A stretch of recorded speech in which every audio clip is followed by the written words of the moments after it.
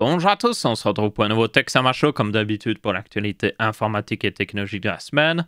Pas mal de petites actualités cette semaine-ci, notamment le fait que Windows 11 va sortir cette semaine-ci. Donc vous aurez certainement un guide d'installation de ma part d'ailleurs. Nous avons aussi des news au niveau de certaines annonces de chez Amazon. On a aussi enfin une news d'update par rapport à cette carte graphique en coopération avec Asus et Noctua. Donc oui, elle existe et elle est spéciale, dirons-nous. Vous avez une table de matière dans la description. N'hésitez pas à sauter vers le sujet qui vous intéresse le plus. Commençons tout de suite. Donc évidemment, la grosse news de la semaine, c'est le fait que Windows 11 va sortir le 5 octobre. Nous sommes actuellement, oui, le 4 octobre, si ma date est correcte.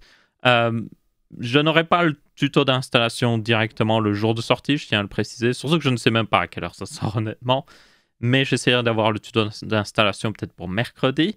Et aussi, il faudra tenir compte que l'un des gros problèmes pour la plupart des gens pour cette installation, ce ne sera pas l'installation en tant que telle, parce qu'elle sera plutôt facile. Ce sera de juste vérifier si vous avez le TPM d'activer, ce fameux système de sécurité que requiert Windows 11 et qui pourrait compliquer la chose pour certaines personnes.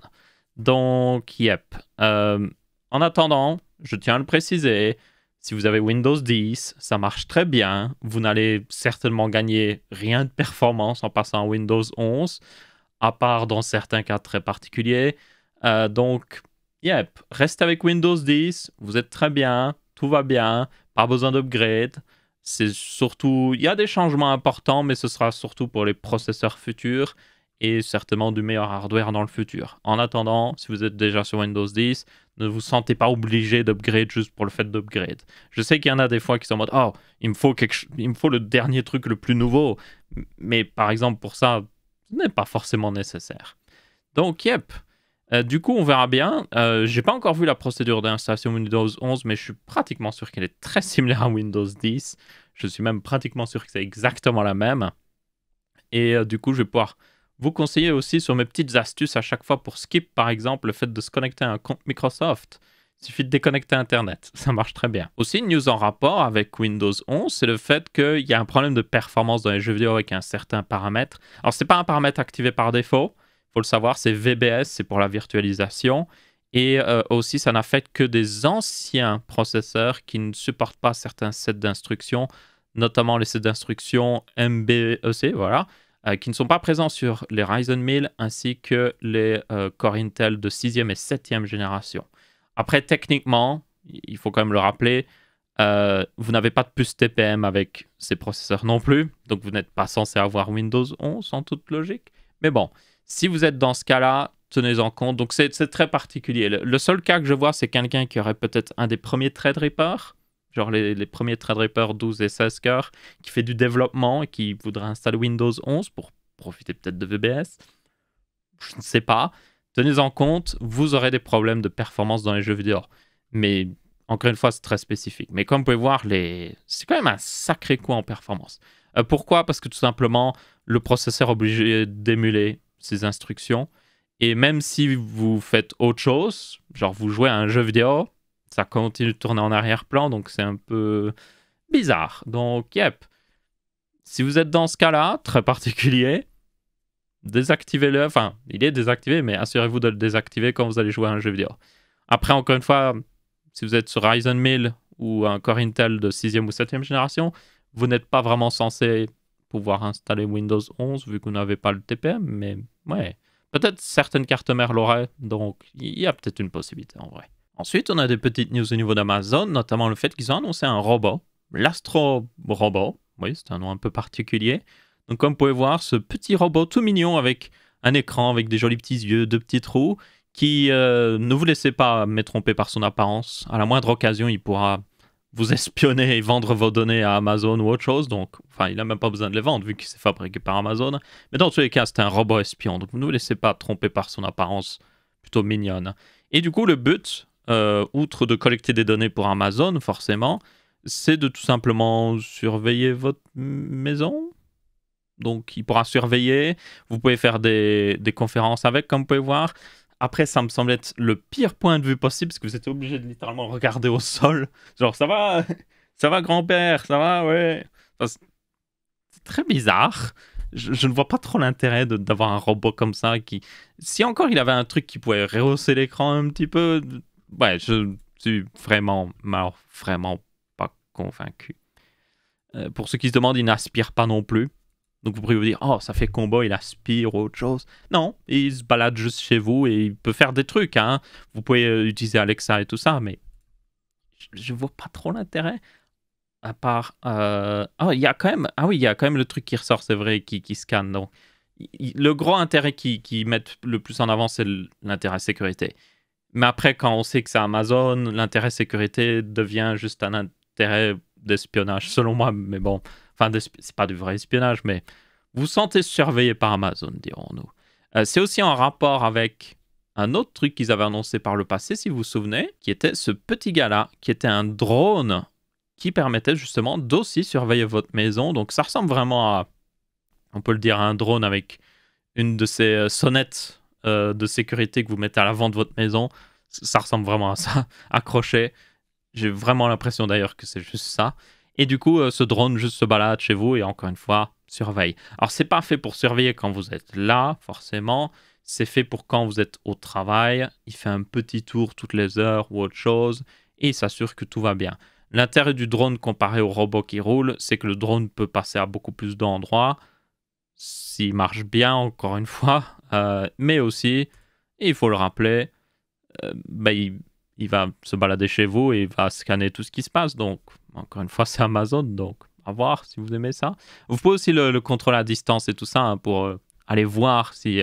oh, est-ce que j'ai oublié de fermer le four? Mais vous pouvez aller vérifier, donc c'est plutôt pratique, je suppose. Après, même si le four est encore ouvert, c'est pas comme si vous pourriez le fermer à distance, donc... Peut-être qu'il vous faudrait un autre robot Amazon qui peut fermer le four à distance. Malheureusement, celui qu'on a vu juste avant n'a pas de bras. Donc, vous ne pourrez pas le faire. Donc, ouais. À moins que vous ayez un four connecté à Alexa. Ce serait bizarre. Et je sens arriver des choses très mauvaises. Ils ont annoncé aussi, et il faut le savoir, des autres caméras et tout ça que vous pouvez mettre. Dont une petite caméra d'extérieur. Enfin, ils ont annoncé des produits comme ça de sécurité, basiquement. Mais bon.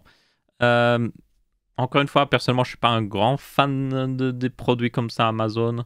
Parce que je trouve que ça leur donne trop de contrôle, en fait. Ils contrôlent déjà tous mes achats en ligne. Ils n'ont pas aussi besoin de contrôler toute ma sécurité. Vous voyez ce que je veux dire? Donc, ouais. Je pense que c'est mieux de mettre ses œufs dans plusieurs paniers plutôt que dans un seul panier. Même si des fois, c'est évidemment beaucoup plus pratique d'avoir tous ses œufs dans le même panier. Ensuite, on a une news au niveau de l'USB Type C et de toutes ses certifications. Et aussi en rapport avec la nouvelle norme USB Type C qui permettra de montrer jusqu'à 240 watts de chargement. Ce qui est abusé. Franchement, ça permettra de charger la plupart des laptops gaming. Et ça veut dire aussi, et c'est ça le plus important, c'est que vous pourrez utiliser une brique de chargement pour charger tout, parce que ça peut aller jusqu'à 240 watts, mais vous pouvez charger un téléphone à 30 watts, vous pouvez même, comme il y a un port USB Type C pour recharger votre ordi portable, vous pouvez charger avec votre brique de chargement ou votre alimentation externe, peut-être une power bank. J'en ai une justement, qui est pas mal, c'est pas de la pub, je vais même cacher le nom comme ça, vous pouvez pas dire que c'est de la pub, mais celle-là, elle fait du 45 watts, je la montre. Donc j'ai un port USB Type C, je peux faire du 45 watts avec. Donc je peux recharger, genre un ordi portable qui supporte le chargement USB Type C. Vraiment pratique, même si ça ne recharge pas à pleine vitesse, encore une fois. Mais bon, avec tout ça, il y a un problème avec l'USB Type C. C'est que c'est un beau port, hein, mais comment vous savez ce qu'il supporte? Actuellement, c'est plutôt complexe. Il y a certaines marques qui vont vous garantir que le câble USB Type C que vous avez va supporter le chargement 100 watts, ou alors il va supporter le fait de pouvoir passer un signal DisplayPort, ce genre de choses. Mais des fois, vous ne savez pas en fait. C'est un petit peu n'importe quoi en réalité. Et aussi, vous avez le problème que vous pouvez avoir un port USB Type C qui supporte l'USB 2.0 seulement. Genre, vous avez la vitesse d'un port USB 2.0 classique. C'est comme si vous étiez sur un iPhone avec un port Lightning. Vous imaginez? Oh là là. Et aussi, vous pouvez avoir des ports USB Type C qui supportent l'USB 4.0. Et puis, vous pouvez avoir des ports USB qui supportent le chargement 100 watts. Et maintenant, vous allez avoir des ports USB Type C qui peuvent supporter le chargement 240 watts. Mais le truc, c'est que vous ne savez jamais. Donc, ils ont créé des logos en plus pour vous aider à identifier. Donc, notamment, vous avez ben justement les câbles qui supportent l'USB 4.0, donc c'est du 40 Gbps, donc c'est basiquement le Thunderbolt 4 pour ceux qui se souviennent. Donc vous avez un logo pour les paquets et vous avez un logo qui sera sur le port ou le câble, et ça c'est très important parce que, encore une fois, moi je regarde mon câble ici, je ne vois aucun logo. Il n'y a rien qui me dit « Ah oui, il supporte ça ». Du coup, je pense que, oui, c'est moins beau d'avoir un petit logo sur le câble, mais je pense que ce serait très important à partir de maintenant que, yep, s'il est certifié, je veux avoir ce logo quelque part, même sur le câble, comme ça je sais. Donc là, c'est le but de justement ce logo-là, qui pourra aussi apparaître sur, par exemple, des ordinateurs portables, évidemment. Vous avez aussi un nouveau logo pour le chargement 240 watts, que ce soit sur le paquet ou sur le produit. Et vous avez des logos combinés pour les deux. Donc, si vous avez le support de chargement à 240 watts et aussi de vitesse à 40 Gbps. Et vous avez pour les chargeurs un nouveau logo Certified USB chargeur 240 watts. Donc, voilà. On va voir. Il faut en tenir compte, c'est que les câbles doivent être certifiés pour avoir ces logos, si je me souviens bien. Et c'est le cas encore même avec le USB Type-C actuellement. Et encore une fois, tout n'est pas certifié. Il y a des fabricants de câbles qui vont vous dire que oui, il supporte 100 watts de chargement, mais en fait, pas du tout. Et vous vous retrouvez avec un câble qui ne marche pas correctement et qui pourrait même endommager votre appareil, c'est pour dire. Donc, yep. Seriez-vous intéressé dans une vidéo sur les câbles USB Type-C que vous pouvez acheter, qui sont genre garantis réellement? Genre, je vais rechercher tous les ports USB Type-C et je suis en mode, ok, ce câble-là USB Type-C est bon, ce chargeur-là est bon. Et je regarde les moins chers, évidemment, ou les plus intéressants d'un point de vue spécification. Seriez-vous intéressé par un guide d'achat USB Type-C, basiquement, c'est ce que je veux dire? Dites-moi. En attendant, j'ai hâte d'avoir cette nouvelle norme de 140 watts.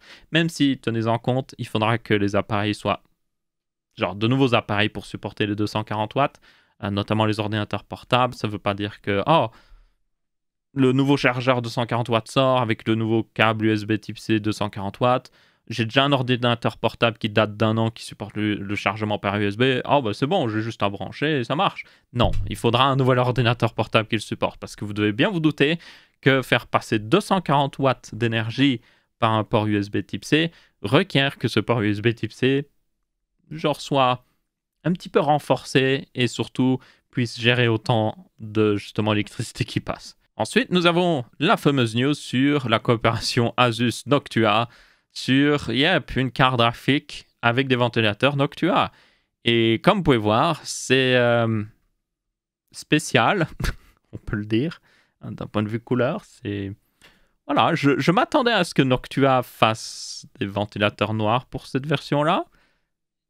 Ils ne l'ont pas fait. Je ne comprends pas trop. Mais bon, basiquement, ces deux ventilateurs Noctua, ce sont les... comment ils s'appellent? Les AF25. Quelqu'un l'a dit dans les commentaires. Oui, c'est juste deux NFA12X25S collés sur une carte graphique. Donc, ce sont leurs meilleurs ventilateurs. Je les ai recommandés dans mon guide d'achat de ventilateurs. Ils sont excellents, franchement, même s'ils ont une couleur un peu particulière. Et du coup, ils sont vraiment juste collés sur une carte graphique. On ne peut pas le dire autrement. Et donc ça devrait franchement, je suis pratiquement sûr que ça devrait donner des excellentes performances. Ils ont une bonne pression statique et tout ça, c'est très important pour une carte graphique parce que l'air est obligé d'aller contre le PCB puis juste partir à 90 degrés pour ressortir. Il faut pas mal de pression statique. C'est pas la même chose qu'un radiateur de justement processeur où juste l'air passe à travers et puis voilà, c'est bon. Là, il y a beaucoup plus de résistance. Et à chaque fois que l'air doit faire un virage ou autre chose, ça rajoute beaucoup plus de résistance et le ventilateur doit travailler plus fort ou juste être meilleur, tout simplement. Donc là, je suis pratiquement sûr, je ne les ai pas testés, mais j'en suis sûr et certain, les performances vont certainement être très bonnes. Même si le radiateur n'a pas besoin... Enfin, le radiateur a l'air d'être quand même assez important aussi, donc ça devrait être très bon. Maintenant, est-ce qu'il y a une raison que ça existe? Surtout dans cette couleur-là? Je ne suis pas convaincu. Je pense que si vous voulez avoir de telles performances, parce que oui, ça reste quand même potable au niveau design, c'est genre quand même bien intégré tout ça. Il y a juste un petit problème de couleur. Mais si vous êtes juste en mode je veux les meilleures performances et je m'en fiche du design, vous pouvez aussi juste enlever le radiateur, ou plutôt enlever la protection en plastique sur le radiateur de votre carte graphique avec les ventilateurs. Et il y a beaucoup de cartes graphiques, vous pouvez le faire très facilement, notamment celle de Asus. Et donc vous enlevez ça, vous achetez, ça existe sur Amazon, vous pouvez acheter des sortes d'équerres PCI Express où vous pouvez accrocher des ventilateurs. Donc ça vous permet de mettre des ventilateurs devant une carte graphique. À mettre seulement si vous enlevez les ventilateurs de votre carte graphique parce que ça vous pourrait perturber le flux de la carte graphique, il faut le savoir. Et du coup, vous mettez ça juste devant le radiateur et puis c'est bon en fait. Vous copiez, basiquement, vous copiez ce système-là. Alors, il faut quand même s'assurer que l'air rentre bien à travers le radiateur. Donc, idéalement, il vous faudrait aussi peut-être un petit truc imprimé en 3D ou quelque chose que vous fabriquez par vous-même à l'arrache avec juste un petit peu de plastique. J'ai déjà vu des gens juste utiliser des anciennes boîtes en plastique, par exemple. Même les boîtes en plastique dans lesquelles viennent les ventilateurs, ils utilisent ça, ils les recoupent. Ils font juste un tunnel, quoi, un truc pour diriger l'air vers le radiateur, et puis ça marche très bien. C'est du bricolage total, ce sera pas très beau, mais si vous en avez rien à faire que ce soit pas très beau, vous aurez des performances qui seront excellentes, franchement. Parce que l'un des gros problèmes des refroidissements des cartes graphiques, selon moi, c'est que les ventilateurs sont obligés d'être très fins, forcément, ou sinon la carte graphique est trop épaisse. Et du coup, comme ils sont très fins, ils n'ont pas beaucoup de pression statique et ils ont du mal à brasser beaucoup d'air. Et ils font souvent du bruit en faisant ça.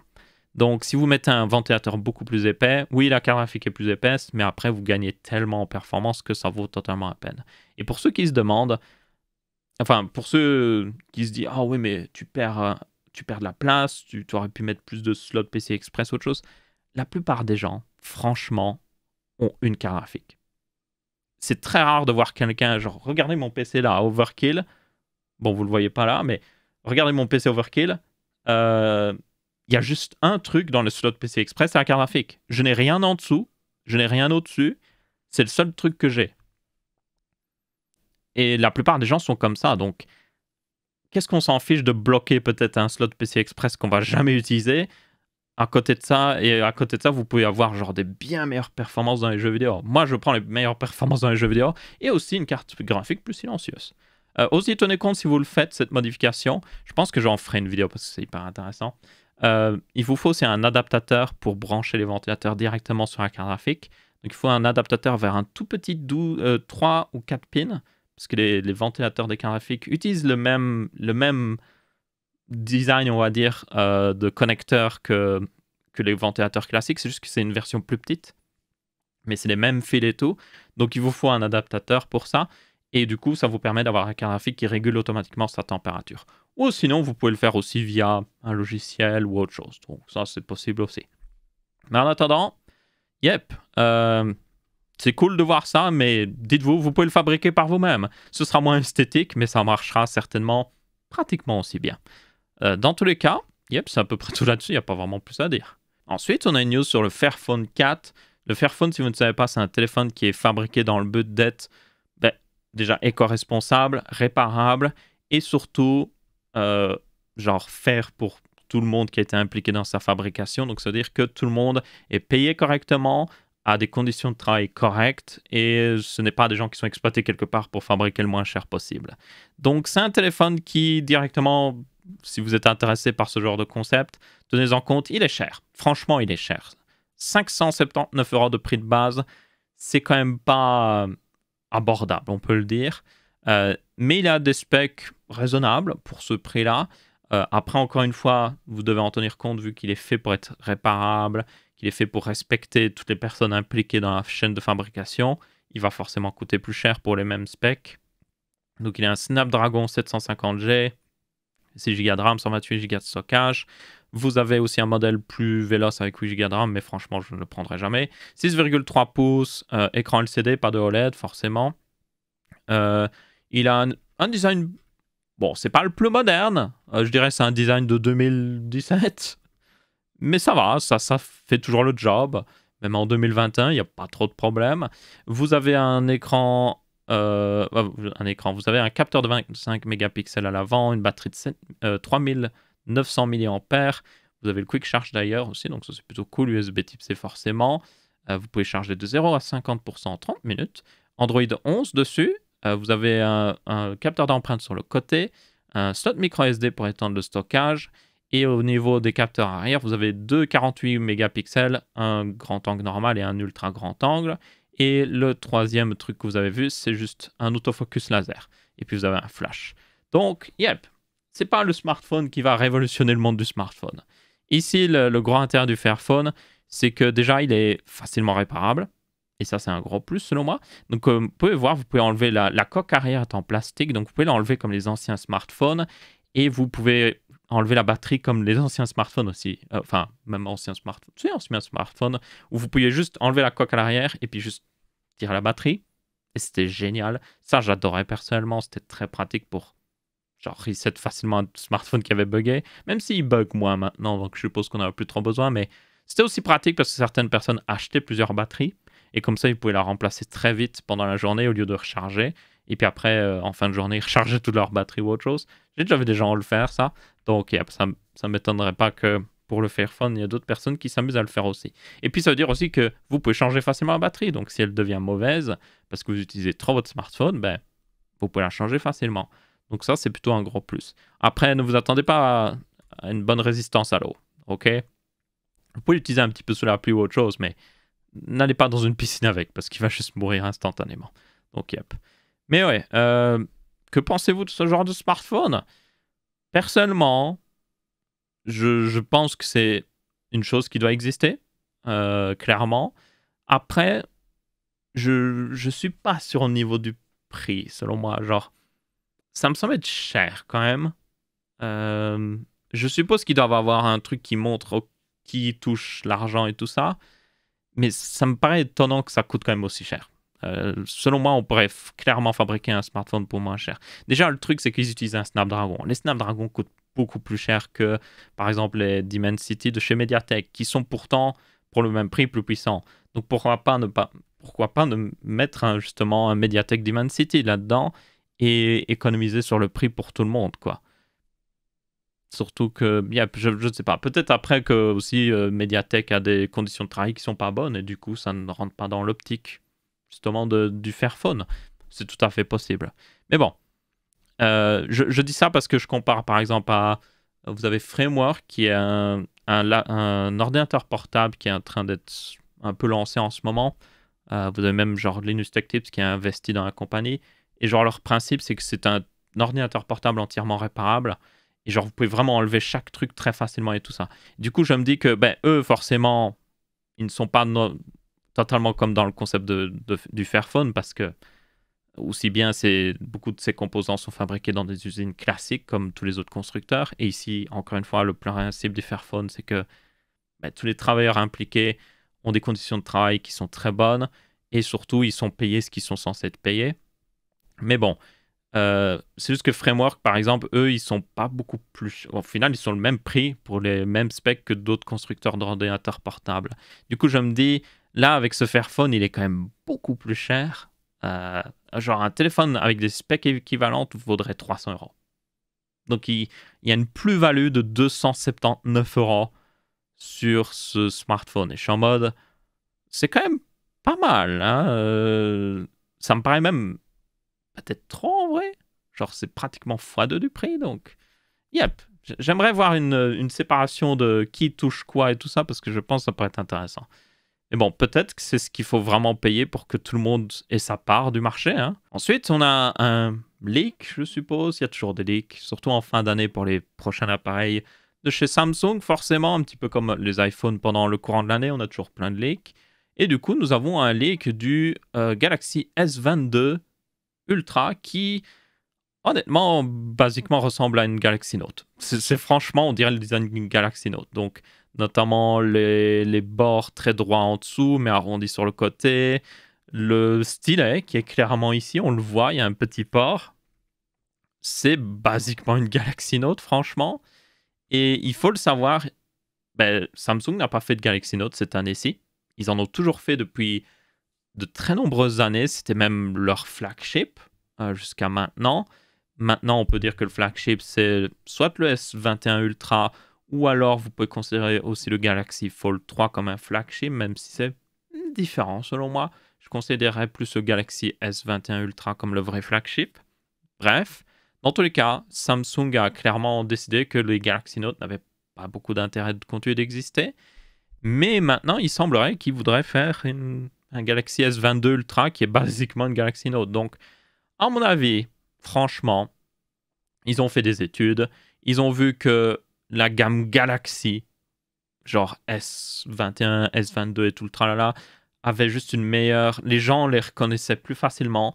Peut-être que les gens sont beaucoup plus attirés par eux. Ils ont eu des données pour confirmer ça en plus, parce que je vous rappelle que le Galaxy S21 Ultra, ou plutôt le S20 Ultra, a existé en même temps que la Galaxy Note 20. Ils ont vu les chiffres de vente pour ces deux appareils. Ils se sont dit, OK, en fait, les gens sont peut-être plus intéressés par les Galaxy S. Du coup, autant faire disparaître la Galaxy Note, mais reprendre ce que les gens aiment bien dans la Galaxy Note, parce qu'il y a des gens qui adorent la Galaxy Note, et les remettre dans le S20, ou plutôt S22 Ultra ici. Et ça me semble être logique comme choix. Faudra voir si ça se confirme. Ça reste une rumeur, évidemment, mais selon moi, c'est logique. Je dirais même qu'ils auraient dû faire ça depuis cette année-ci, peut-être. Mais bon, peut-être qu'ils n'avaient pas encore assez de chiffres. Ils voulaient voir un petit peu comment ça donnait. Mais visiblement, ils ont regardé, ils se sont dit, ouais, c'est plus logique de faire ça. Et aussi, ça semble plus logique dans le sens que le problème, c'est que ils sortent un flagship en début d'année, ils ressortent un autre flagship en milieu d'année, ils ont aussi les Galaxy Fold et tout ça, ça fait beaucoup de smartphones. Donc peut-être qu'ils essayent de simplifier un petit peu leur catalogue ici au niveau offre. Vous avez le S22, vous avez le S22 Plus pour ceux qui veulent un petit peu plus, vous avez le S22 Ultra avec les fonctions de la Galaxy Note, et puis vous avez les Fold un petit peu plus tard pour ceux qui veulent des trucs plus exotiques, dirons-nous. Et voilà, tout le monde est content. Et je pense que c'est honnêtement plus logique, yep. Donc ouais, on verra bien si ça se confirme. Il y aurait de fortes chances, honnêtement. Ils avaient déjà fabriqué des stylets pour les Galaxy S21, si je me souviens bien.